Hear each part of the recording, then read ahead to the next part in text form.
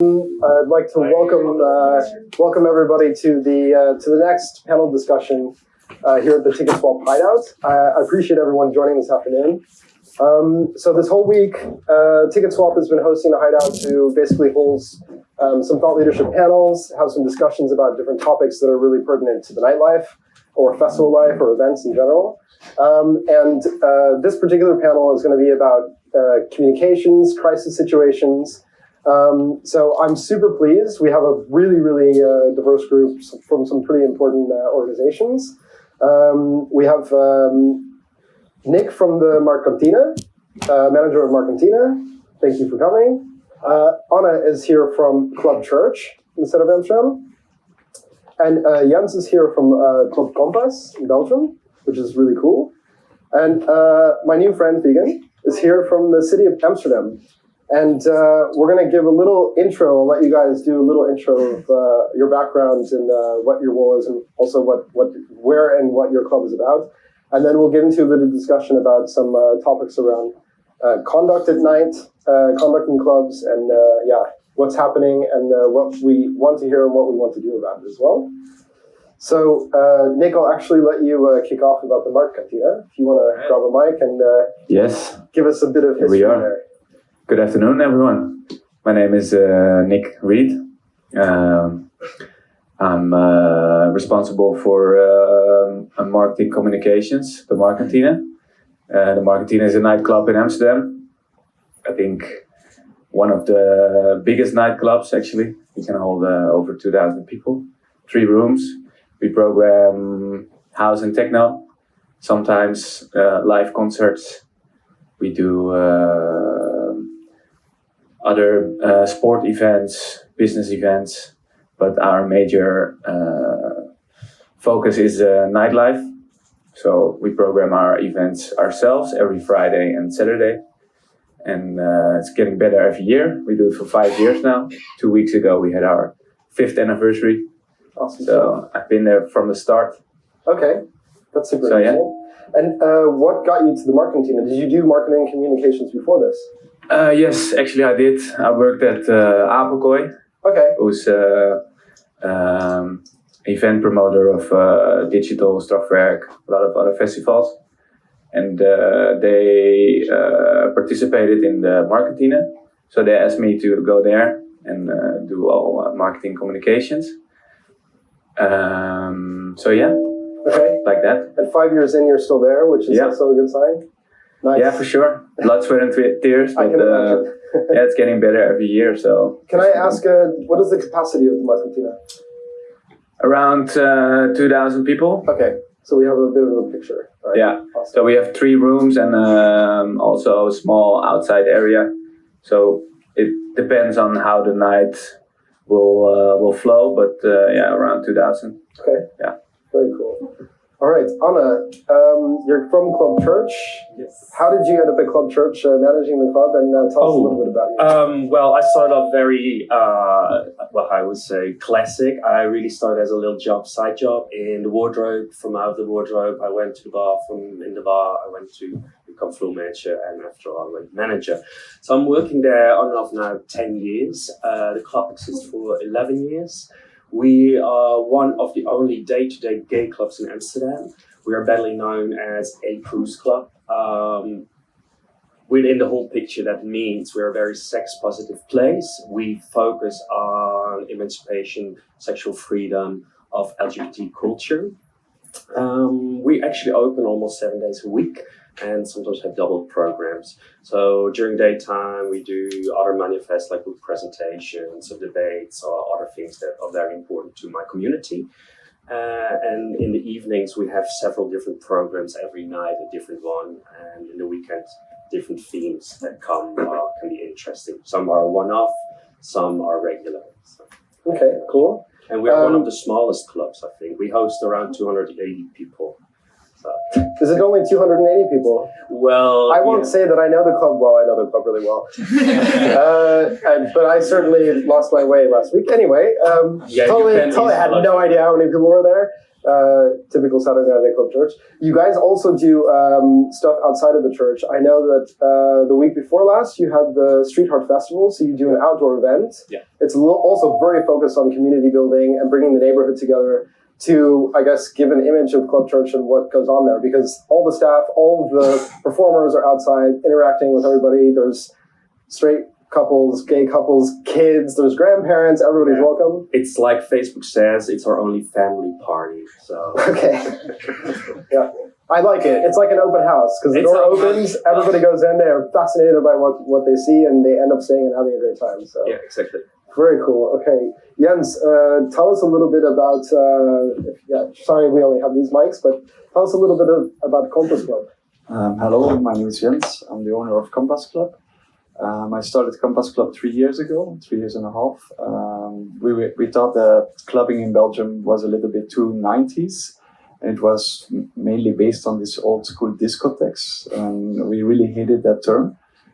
We thought that clubbing was a lot more about bringing people together in the right ravey atmosphere. So we looked for a very industrial, raw building where it was raining inside, where cars were shredded, oil was on the ground, there was no water, no electricity, and we had something like, this is the building, this makes sense, this has the rawness, which electronic music also has. And we started transforming this mega big factory into a club. This is actually how we started, because we had a new mindset about clubbing. And in the beginning, it was very difficult with the city also, because it was they were not used to that people would rave in an abandoned building. And it was like, okay, what is this going to be? But now we had an incident also last year. One guy died in the club, and the club was normally closed for 4 months. Luckily, thanks to my lawyers, we were only closed for 3 weeks. And after this, a huge thing changed actually in the whole perception against clubs. Because there came so much discussion from the ravers themselves, petitions, also from artists worldwide. All of a sudden, the government saw that a club was needed, and actually now the conversation turned down 180 degrees, and now the city actually wants us to go even to a bigger building, which is crazy because our capacity is right now already 3,000 people. So yeah. That's very big. And you said you're the owner of the club. Yeah. And can I ask what 3 years ago got into your head that you said, this is what I want to do? It was just a feeling. I was back then working for a marketing company, and I ended up in a burnout because I was doing something. I was actually lying to myself. I didn't fit working for BMW and all these kind of things. And I was on that moment that I said, okay, now there is no more point of it's a point of no return. Mm-hmm. So let's just do whatever you always wanted to do with all risks. And if you fail anyways, you're not happy what you're doing right now. So it was a major shift in my brain, and it worked out really well. Because having a club for 3,000 people sounds way less stressful to me. I'm joking. I completely understand where you're coming from, and I totally appreciate coming from a burnout and going to do what your heart tells you to do. And you've been very successful with it. I know that in Belgium, it's not just in the area you're in, but all over Belgium, everyone knows Kompass Club. It has a very positive reputation as well. I looked all over media, I looked over social media, and I want to get into that a little bit in a few minutes about the incident as well, because I think you had a lot of support. Yeah, exactly. The last guest I'd like to introduce, or let her introduce, is Figen Voortman from the Gemeente Amsterdam, from the City of Amsterdam, working for the Directorate of Public Order and Safety. Yes. You're project manager there. I'm very happy you came as well. Thank you for inviting me. Yeah, and I'll let the cat out of the bag. You have a little bit of a hangover from yesterday because you're also enjoying ADE. So don't think that just because they work for the city that, we party. It's the Amsterdam Dance event, all right? Everybody's partying. So I'm really happy to have you as well to talk about a program that you're working on, but also in general, I'd like to know your relationship with nightlife and clubbing in your department. I know you guys are really active. And I also think we've discussed this before, that it gives you a really nice opportunity to let people really know what's happening, both with this program and what your relationship is directly with the club. So how did you get into this job? Tell me that. Oh, 5 years ago, I started at the City of Amsterdam as a project manager, and in the meanwhile, I lead 5 or 6 projects at the moment, and one of them is discrimination. And my background, I actually studied media and marketing, so that's a whole different kind of thing. But I managed to be pretty good at my job the last 5 years, so I could stay. And I started off in Stadsdeel Nieuw West, in doing projects with the high impact crimes, shootings, burglary, that kind of stuff. And then they asked me to run a few projects for them, and we know as OOV, that means Openbare Orde en Veiligheid. We're kind of bait for the newspapers and for articles. Everything we do is like shitty in their eyes, but we actually want to have a safe place for everyone that goes out in Amsterdam or lives in Amsterdam or can live their life like pretty safe. And one of these projects is discrimination, as we call it, discriminatiedoorbeleid. And a few years ago, we made this policy for the clubs that if you're wanted to have a license, an exploitation license, one of the terms, conditions is to have a door policy, a transparent door policy.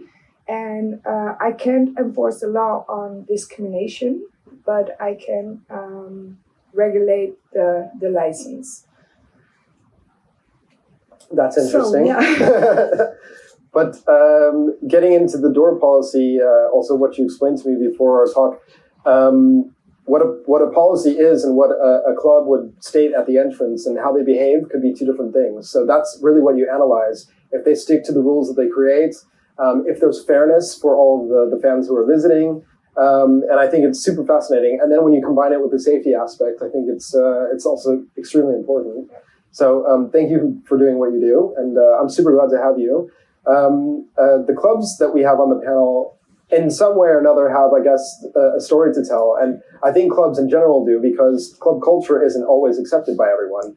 And I think that one of the things I want to discuss is, for instance, with Jens and the incident, how it's also treated, not only handled by society at large in our communities, but also how it's managed by the clubs themselves. And I see a bit of a thread in communication with all of this. Actually, I want to start with you, Jens, because you touched already a bit on the topic of the incident that happened this year. So as I understand, you had a normal club night, a night you were open with full capacity, full of people, and someone overdosed on drugs, they died. Unfortunately, it's not a great story for anyone to experience. I think it's also something very tough to go through, especially for you as an owner and a manager.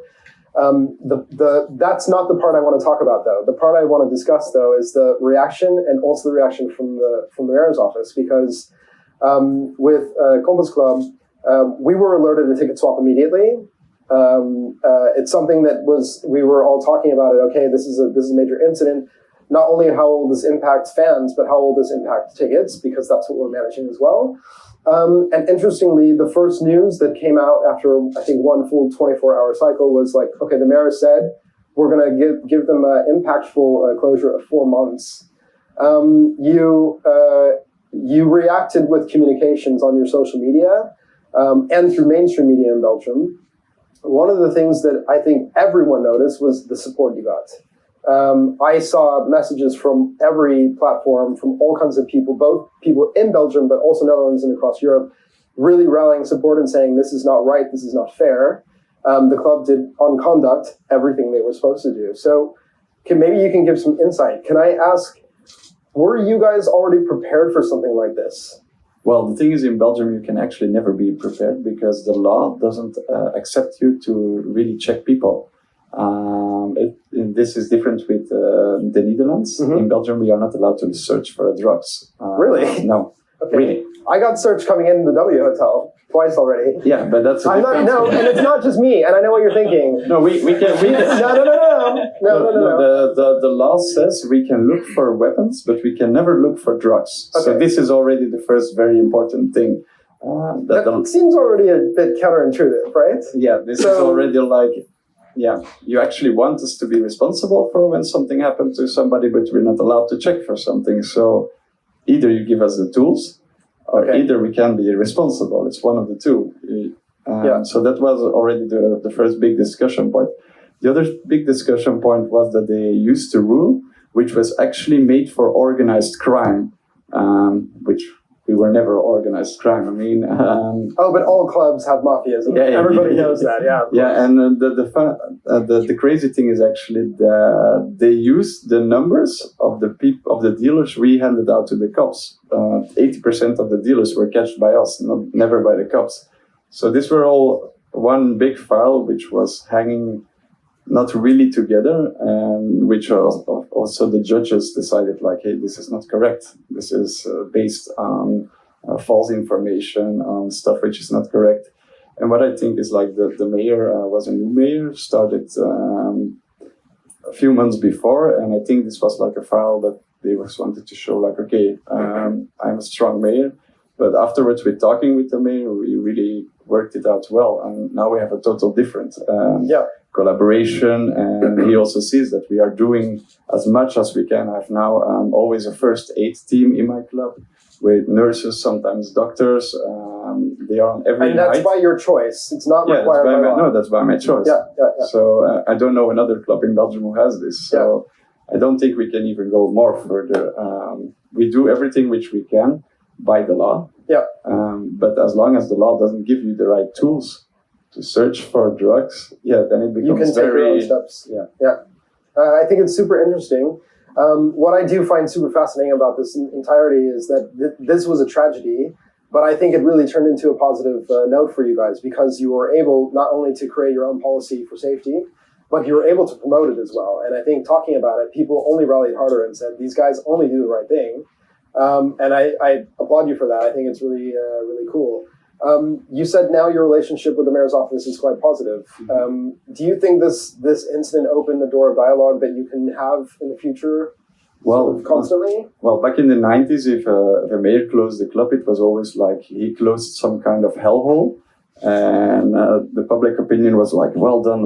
And this was the first time in Belgium that I know that actually the whole audience turned him around and said, no, this is not correct. This is a place where we love to go, and the guys are doing everything what they can to by the rules.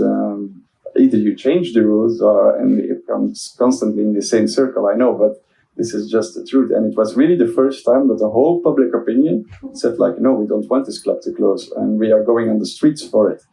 And it turned out very fast in a media campaign, which I didn't even start it, which was started by ravers. And which was all of a sudden getting totally out of control.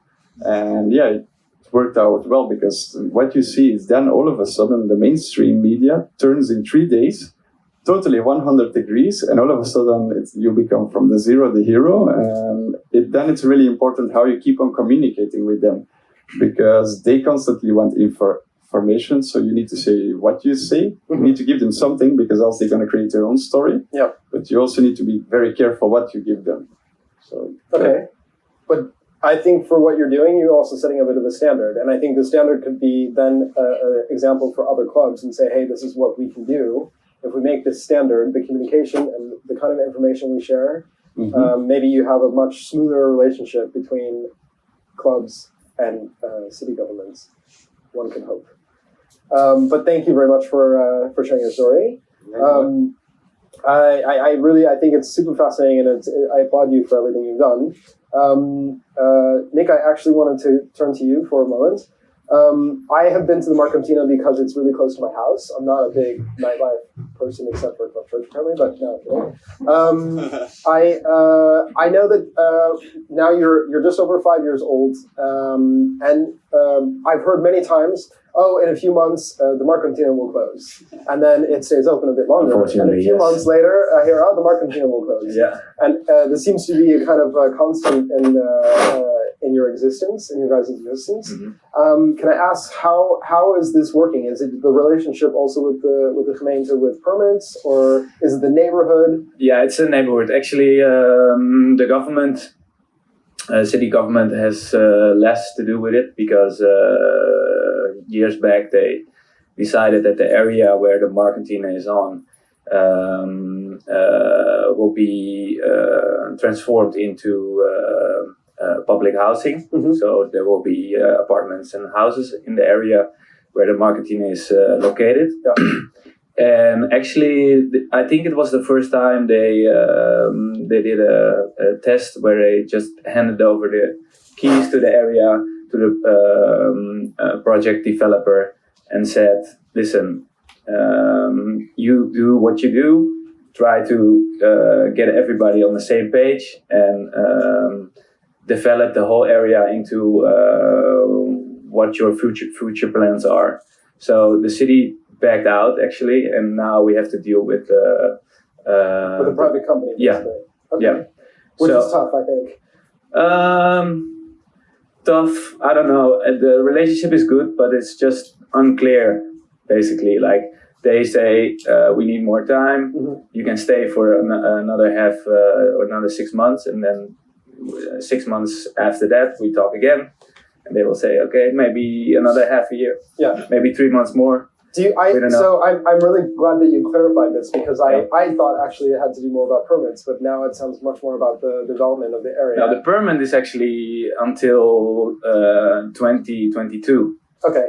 So And the permit is all fine. It's Yeah. just when they start crashing our building. Just that's the And that's where I was gonna go with this, is that you might open the door one day and there's a bulldozer standing outside. Yeah. You don't know. So okay. for sure. How do you do marketing and communications and book the next big DJs into Marktkantine, knowing that there's always this sort of threat that could be out there that it's really hard to make a calendar and sell tickets and get people in? Because I know you guys are very popular in Amsterdam. There's not that many big clubs in the city. How do you deal with that? Well, the only agreement that we have is that we can schedule for 6 months ahead. Okay. So that's like the minimum we need to do bookings. So Do you get something like a written agreement from the builder that they're not going to show up one day, or is it yeah, it's just a kind of pat on the back? more on email Okay. and telephone. No, I mean that's pretty clear, and the contact with the project developer is really good, and we talk a lot. Like we have I think weekly or monthly meetings where they give us an update on how the project is doing, and it's a really complicated situation because we have a lot of businesses behind us on the area Mhm. that has to be relocated, and those guys are actually owners of the property. Yeah. So it's a bit more complicated than with us. We knew beforehand when we started here that it would be temporary. And, Okay. At some point we had to leave. Based on the popularity, though, and now that you explain it this way, would there be any help for the Marktkantine to relocate eventually? Because it is very popular. I mean, I think that many fans would find it a shame if it just vanished, Yeah. which has happened with so many clubs in Amsterdam in the past. Is that something you guys have discussed or have in the works? I think me being here is a part of our strategy to spread the word that we are looking for a new place and try to reach out to not only the government but like everyone that has a good idea for us. Okay. And also we try to speak up in the media a bit more about the ending of the Marktkantine and the search of a new location. So I really hope that the government is going to play a role in that, but my hopes are not that big on it though. I mean, it's a pretty slow organ, the city government, and it's really difficult to get things done quick, and knowing that we have like a time slot of 6 months every time, I'm not sure if there's enough time for them to come up with a new solution for us. But also, I don't want to focus on that. We want to focus on ourselves and do it yourself. Yeah. Have you met Figen before? No. Yeah. Personally. Okay. Okay. We're like Yeah. connected through family and friends. Yeah. I was going to say TicketSwap, bringing families together. Because of course you guys are. Almost. But no. But I thank you very much for also sharing your story because it gives also some clarity at things that I didn't know. Yes. Came from that. And I think it's also important that we do tell the nightlife and the clubbing life of Amsterdam that you guys, what you're going through and why you're going through it, so that people also understand, because it's always a little bit of rumor as well. So I think that's a good thing as well. It keeps the story going. So. Yeah, it keeps the story and going. we definitely about every 6 months, my partner and I are like, oh, we need to go there before it goes. And then we go and they're like, oh, they're not closing. Yes. And then we wait and then we go back again. We're like, oh, it's awesome. You walk by every 6 months, But I'm not a real late night person, but I do make it to Marktkantine at least once every week. So that's great. You're welcome anytime. Thank you very much. Thank you. Anna, I'd like to ask you a couple of questions, because in your situation, Club Church is unique in that, like you described Club Church, it's seen as a cruise place, a place where clubbing happens, but so does sex. There is music and there is dancing, but there is also sex. How is your relationship with the city government and the municipality in terms of monitoring, open communication?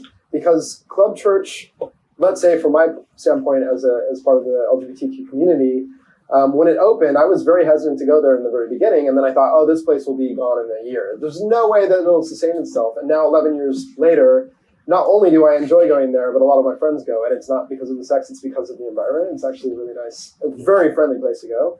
And I love things like Street Art Festival. I think it's super nice. But do you have a positive relationship with Gemeente Amsterdam? Yes, we do have a very positive relationship with Amsterdam. I think that comes a bit out of the culture as it is, the gay culture as it is. We always were very aware that we need to have the politics next to us because we are not a majority and we're really a small group within the whole city that has its needs. Therefore, many of the people I work with and myself, we're very aware that we need the bigger lot behind us to do what we want and to stand up for our needs. So it's a bit of taking and sharing with us. We are a group of people within the city, our subculture in the city that also provides a lot of information. So we are very transparent. We talk with NGOs like the AIDS Fonds, with GGD, with Jelinek. Somehow we're always in the picture if it's about drugs. I don't know why, but we do. And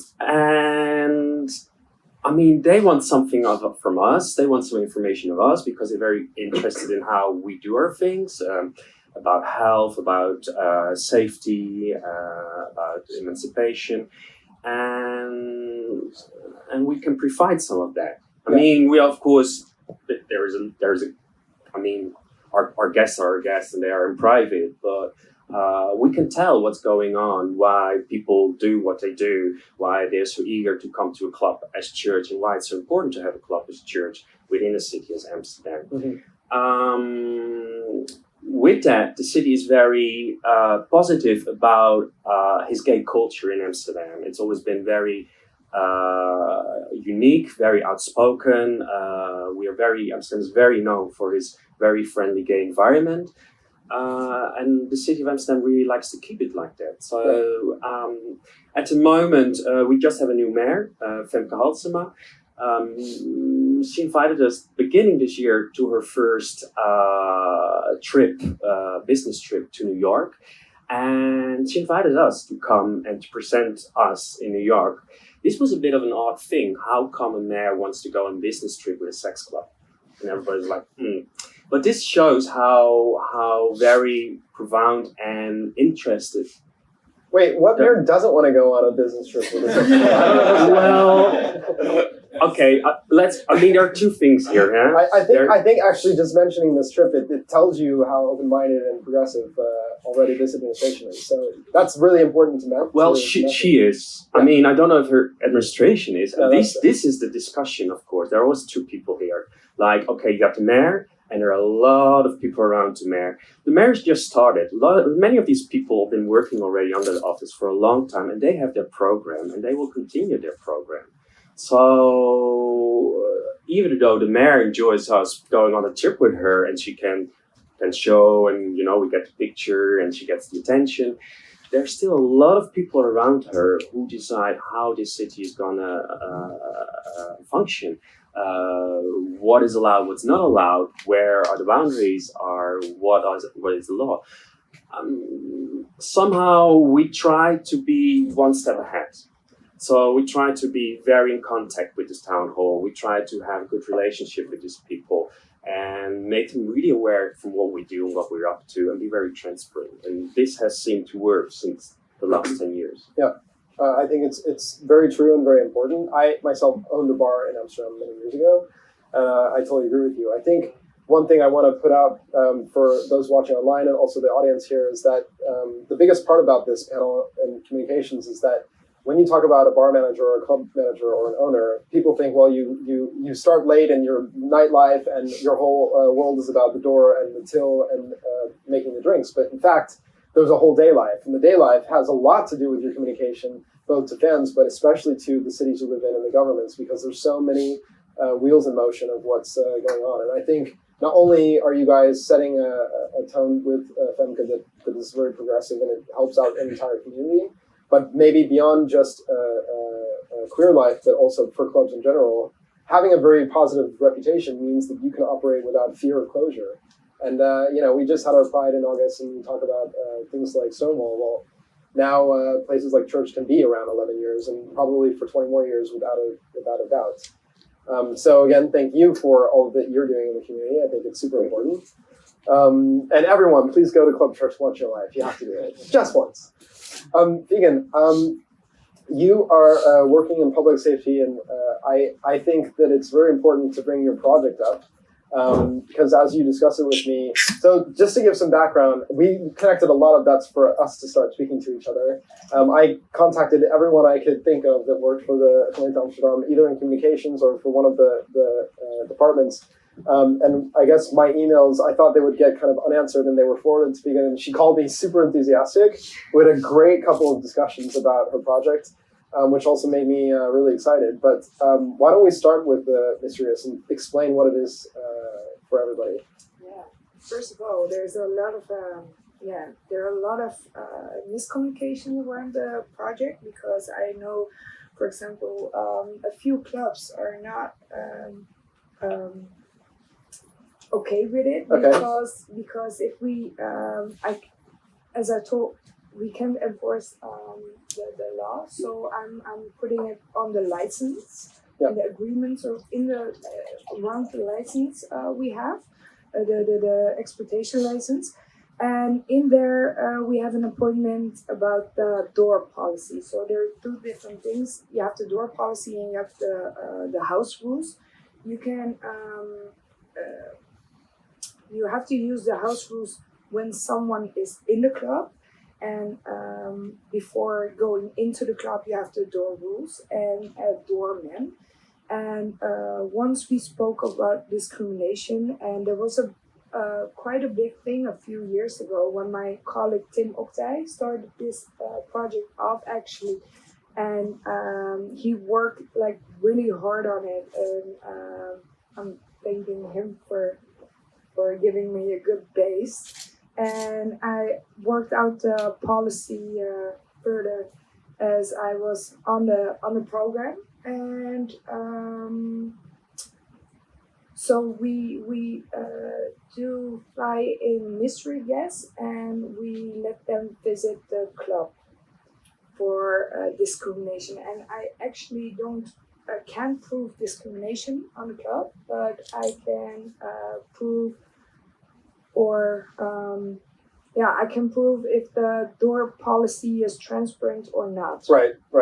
And the way you explained it to me as well, the mystery guests, so you have, I think, 4 people who go right now? Sometimes 4, sometimes I have 2 duos of 4 or 4 duos, or sometimes 4, sometimes 8. Okay. And like you said, you can't monitor this, but you're also doing this to collect data. Basically, you're collecting the feedback that they give. Yeah, I'm collecting the feedback. So we let the mystery guests fill in a report, like with as many objective questions as we can, like what time did you arrive at the club? What time did they let you in? Mhm. And what was the reason for not letting you in? And that's the very most important question, because if there's the many reasons, we have two reasons that comes up like a few times more than the other reasons, and that's you don't have a lady with you. So they try you to can't control the enter- number of yeah, men you in the can't- club.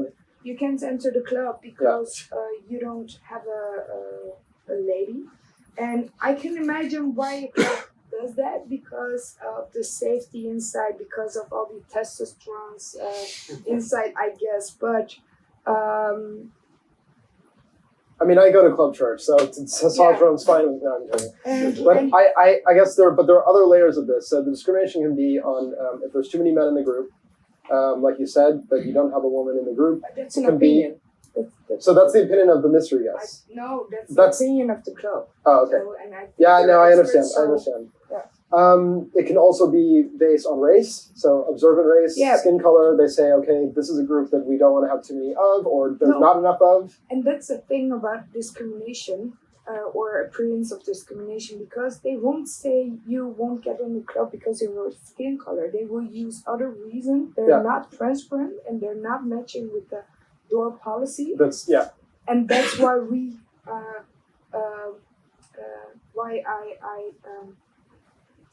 I hold on to the door policy thing and not on discrimination. Right. Because guest list is also a reason it's a way of discrimination.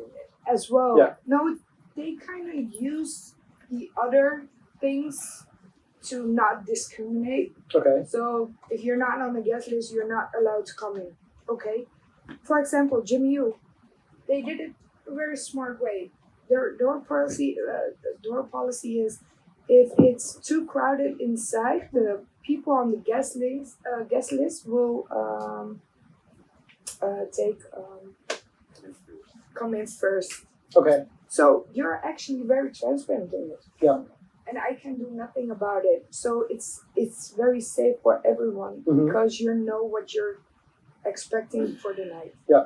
Or you're going to expect for the night. Do you, and this may be outside of this particular project, you guys also look at club behavior inside? So in terms of bartenders, so for instance, if a patron is noticeably drunk, they're not supposed to serve alcohol anymore. Yeah. Are those things that you also look Yeah. into? That's another program of me. Okay. But I didn't start on the check yet, because that's a very hard thing to check, because first of all, it's forbidden by the law to let anyone in the club if he's too drunk. And Mhm. when are you too drunk? Because I can drink a lot. Sometimes people, I'm sure you can. No, I'm kidding. Some people drink one wine and they're not actually okay to participate. Yeah, everyone has a different level, and I think it's meant to be visibly drunk. And sometimes I'm waiting in line, I don't get in because people think I'm drunk and I'm just being stupid. So, Yeah. so So I'm starting a campaign around that as well, with the VR glasses to reschool the hello? Oh, sorry. To reschool the bartenders or the managers how you can recognize visually a drunk or not good state, okay. a person in not good state. So, but first thing first. So I'm working on the discrimination first. So. Okay, I think it's pretty awesome what you're doing as well, and all of this together, it's all about the club life and making it work.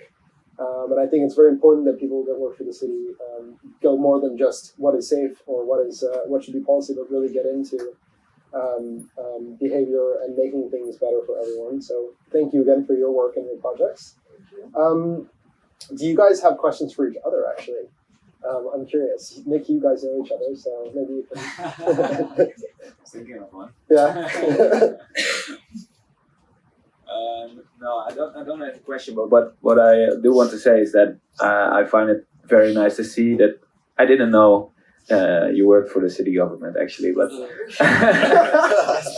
otherwise we wouldn't have talked on a birthday. I don't know. No, but I find it really nice to see that the government is also investing in people, young people that are familiar with nightlife and with the scene and know what's going on and not sitting behind the desk, going out in the field, talk to people and investing in knowledge. So I want to say that. Yeah, thank you for adding that.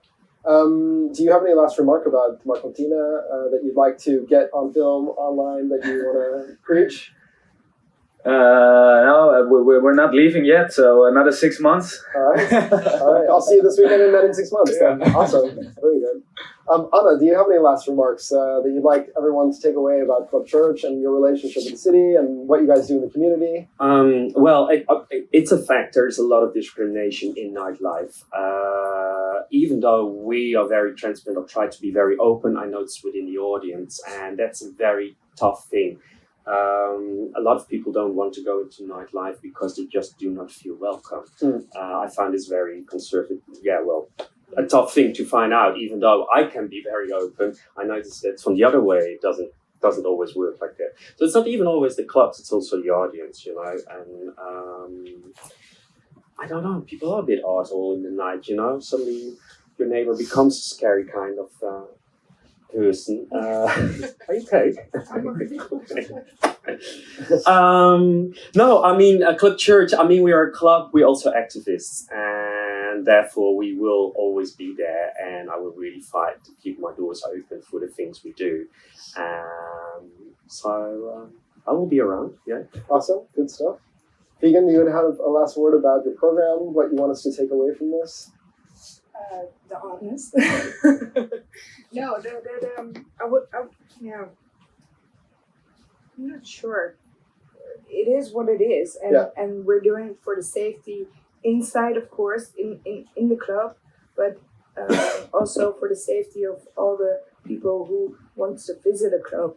I think it's important to have a fair chance on having a great time. Yeah. And I don't think, I understand a lot of, not the clubs, but the doorman, why they doing the things they do. Mm-hmm. But I think if you're more transparent on it, for example, if you don't allow anyone to go in the club because you don't think that's a safe reason to let someone in, just be honest about that. Yeah. You can just really tell good point someone, okay, I think you might cause trouble tonight, so maybe next time. And if the reaction is okay, so why wouldn't you let the person in? Yeah. So I think everyone deserves a fair chance. Yeah. Can I ask, just to drop a question in the middle of this before we move on?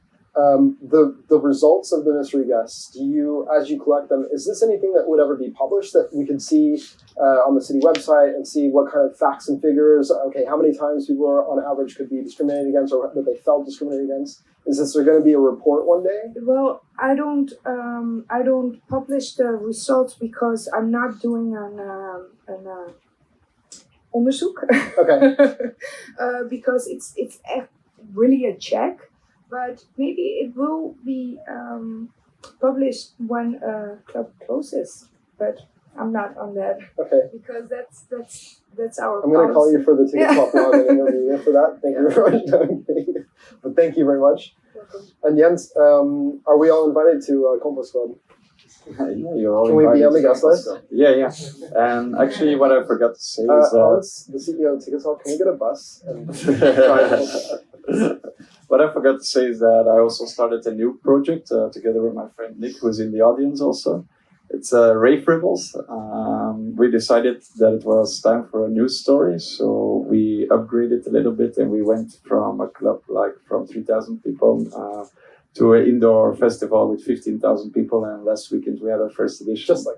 Okay. You're also all welcome there. And 15,000 people, and that was successful. Yeah, we were sold out on the first edition. And safe. Yeah, almost no incidents. So, awesome. Yeah. Okay. The city of Brussels is really happy with our new project. There you go. All right. That's very positive news. Also really nice to hear that it's working. And I think you're extremely ambitious. Yeah, go from a club I think of, to keep things interesting for yourself, you need to keep involving and keep to do extra things which makes it interesting for yourself. Because I see it's happening so much, like people who run a club for years and years and years, and actually they're doing years and years and years the same. Not all by the way, but there are in Belgium a lot of examples, and then they say, yeah, the club scene is going very bad and this and that, and they're constantly nagging about it, how bad it is. But maybe they should look to themselves why it's so bad. Sure. If you're still booking the same DJs who were big in the 90s, and you still believe that they are still the gods of today, well... as they a didn't- 90s club kid, I would just like to say, watch yourself right now. No, I don't say it bad, but don't keep on believing on people who didn't make any more records for the last 20 years. I mean, come on, look what's happening outside. Yeah. And go out and look at But this was your catalyst, why you started the club in the first place. You wanted to Exactly. do something new and different. So I think it's really important, and it's good that you're keeping this fresh and alive. So keep up the good work. And can we sell tickets to your festival? Okay, you will. So I would like to open any questions from the audience. I think we have a really diverse panel, a bunch of different stories with the thread, of course, connecting them all. But throw your hand up if you want to ask anyone a question. We have a really cool throw box that's working now, so we give you the microphone. Please be my guest. Yes, Phoebe, all the way across the room. Football arm, push. Hello. I have a question for Anna, but actually kind of for everyone. You mentioned that safety can be kind of done by the club and by the municipality, but that sometimes there's also some kind of or not safety per se, but like acceptance or openness for everyone to get a chance to have a good time.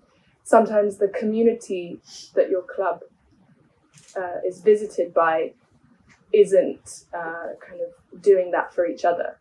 Is there anything that you do in your communications as club owners with the community itself that also makes things safer and more pleasurable for everybody? Yeah, there is a common sense within. Well, at first, the club functions with a very big community, a community that likes or votes for church, and these people sort of know the culture within the club, and they're very open for new customers in the first place. They need to, but you notice as well, because they feel so comfortable, that they help each other to keep it comfortable, and they actively, not that I ask them, they come towards us because we're very open to listen to them. Say, listen, there's something going on here. Maybe you could have a check. I don't want to check it because I'm not in charge of it, but I notice it. So, and if you maintain or somehow can come close to that community, as we actively do, because we allow them to participate in parties or create parties with us, you create a very open source where customers feel open to come up to you and tell you about your experience or what they notice. Of course, within that, there is a guideline where I do not allow customers to make these choices or do it for themselves. I mean, it can be even unhealthy to interfere. But as long as they feel open to come up to us or to my staff, who's all very trained to see what goes on, it works really well. And you see that people, that kind of spirit that happens in church is given over and over. Of course, there's a bit of an odd one because we somehow have programs that ask certain things of our customers. So on forehand, okay, this is maybe not my party, or yes, this is my party. And that makes a natural selection as well. And how do you communicate that? Well, in the first place, our strength is by the fact that we are not a very big club. So when the house is full of 280 people, through the night, you quite start knowing everybody. Mm-hmm. Our bartenders are very close to the audience, our bouncers and the people in the clock room. It's a bit of a safe haven. If you have questions, go to them and we look in what you do. This sort of picks up very quickly. My staff get trained, particularly on certain aspects. They know we called LB, LBHD plus. So they're very, very trained to catch up drugs abuse very quickly if they see people going down, so they have a very, very sharp eye. They're not passive. They're not constantly behind the bar, I ask them to make little rounds. They don't have to do nothing, just keep a little eye. And also be very, never go into the guilt of people. Always be, unjudgeable. And that works. And when people start feeling that, and finding out that that's how it goes in the culture in church, people start knowing this is a safe haven. And that's what we try to give as well. I mean, that's what I can give as a club church. I think just on your communication and making sure people understand, because like you said, the events should attract the people who should be there and be into those things. And like you said, sometimes people might come in and say, okay, this is not my thing. Last week there was an oil party at church, and the Facebook cover image was literally a bottle of olive oil, which my mother liked on Facebook because I liked it. And she thought it was going to be a cooking club. And I thought, I can't stop her from going, but everyone's welcome. No, but thank you for that answer very much. I think it's also really important. So, does anyone have any other questions or comments they want to make also about any of the projects or any of the clubs? Now's your moment. Yes? Can you throw that to the gentleman in the striped shirt? That was a perfect throw. Thank you. Out of curiosity, you have to hold the mic to your. It's not just a. I just thought No. It's an actual microphone. Out of curiosity, in any of your nightclubs, have you guys dealt with any issues regarding sound limitations? Some of the bigger venues. I'm from Montreal, Canada. Some of the bigger venues are having tons of issues with sound. It's one of the main things that the police will use to just regulate club culture and slow things down for the club scene. So just out of curiosity, if any of you have any stories to tell about that. Yes, same here. We got it covered though. No, yeah, it's a big part of regulation for sure, but I'm not really 100% sure, but if I remember it correct, we have like a digital device in our system that measures our sound exposure, and that way anyone who has access to it or is the decibel meter required in all clubs in Amsterdam? No, I don't think so, but I think we have one. Yeah. You think you have one? Yeah, I'm not really sure. Actually, we can ask Eelco sitting next to you. He's one of the owners of the Marktkantine, and he for sure will know. But I think that's correct, right, Eelco? It's only measuring, but nobody can check the measure. Okay. Only in case there is a problem that somebody can. Yeah. Sorry, what was your name from Montreal? Anthony. Anthony? I'm Anthony. Nice to meet you. I think it's a really good point because actually I have seen some pretty awesome venues, both in Amsterdam and also back in the US, that have shut down through this device, basically using noise complaints to get in and then finding a million other reasons to say, oh, we're going to shut you down now. Please. Yeah, but you can also use the opposite. Actually, my sound engineer is from Amsterdam, and we had a few people who thought that they could hear us, but we're in the middle of an industrial environment. The factories next to us make more noise than we do. And it started by getting complaints on days that we were not open, on hours that we were not open. So it was obvious that it was not recognizable. Yeah. So what we did was I have had the same thing. Yeah, we started to do a really serious research, and we went like to the people, the complainers. Okay, can we please do the research in your living room? And from that moment, it gets all of a sudden a different story because we start a measurement in their living room, and we took off all the limiters, and we went so loud in the club, just you couldn't stand anymore in the club. It was like a fire jet going off, like. And you probably had a giant smile on your face. And it stayed very quiet. I could hear the birds sing in the garden. I said, "This is impossible." I said, "At the moment, there's like modern warfare going on in the room, and it's here super silent." And then but maybe it's the wind. I said, "Even with the wind, it's not possible. You live 4 kilometers from my club. I mean." So yeah, it's very important that you keep on having this communication, this open communication. It costs a lot of time.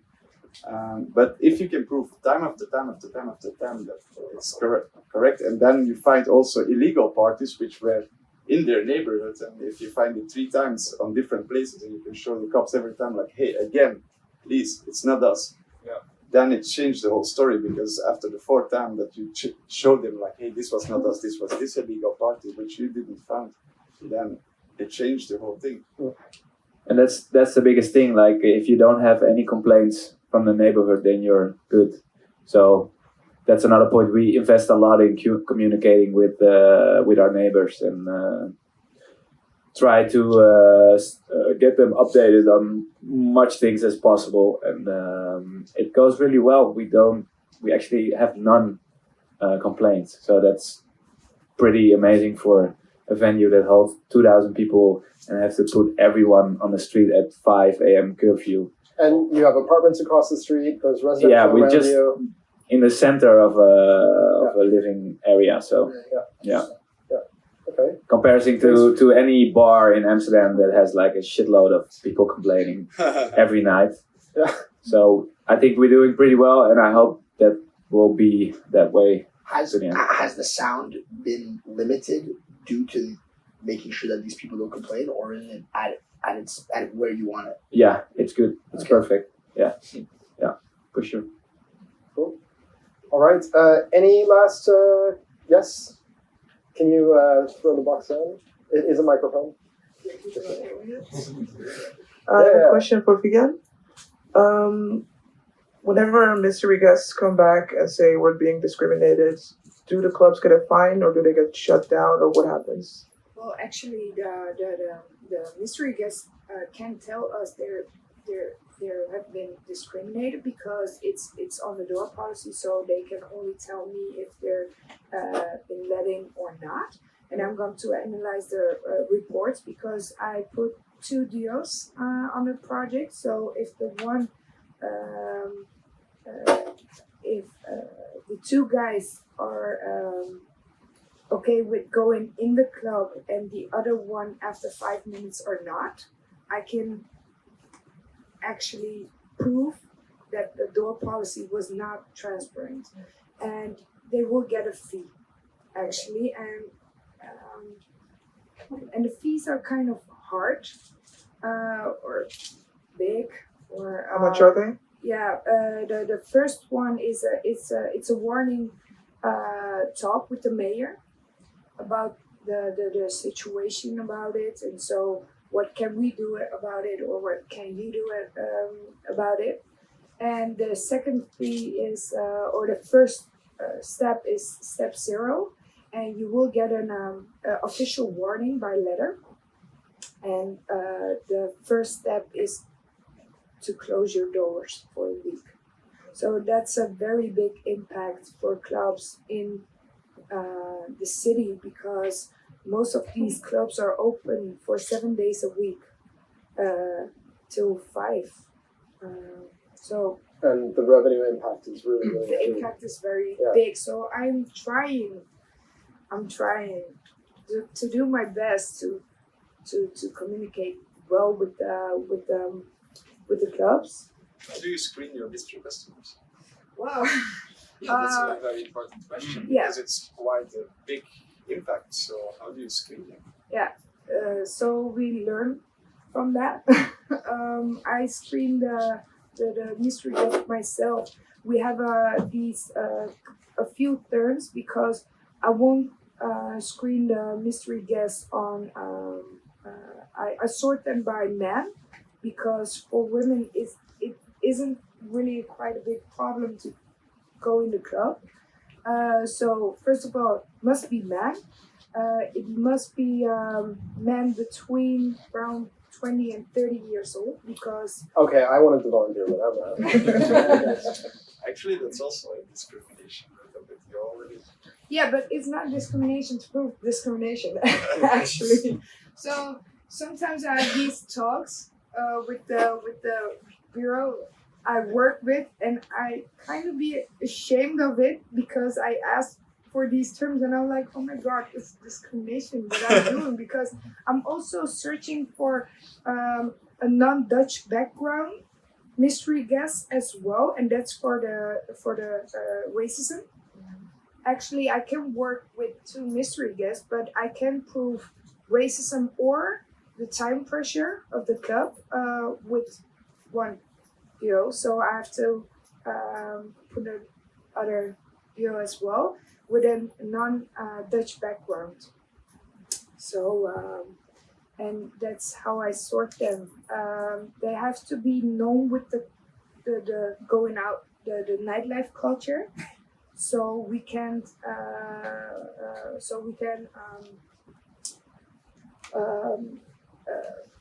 how do you say that? So it's not very big distance between. So we can make it odd or awkward for the doorman. And they can make a more objective decision. So and people are acting awkward because of that. So that's that it. Thank you. Kind of. Yeah. No, thank you very much for aligning that part of the project also so that we understand it. I'm going to wrap up.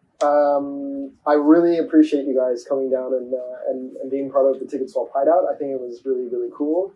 Diverse group, diverse stories, but I mean, it's all connected. So I would like to give a round of applause to the speakers.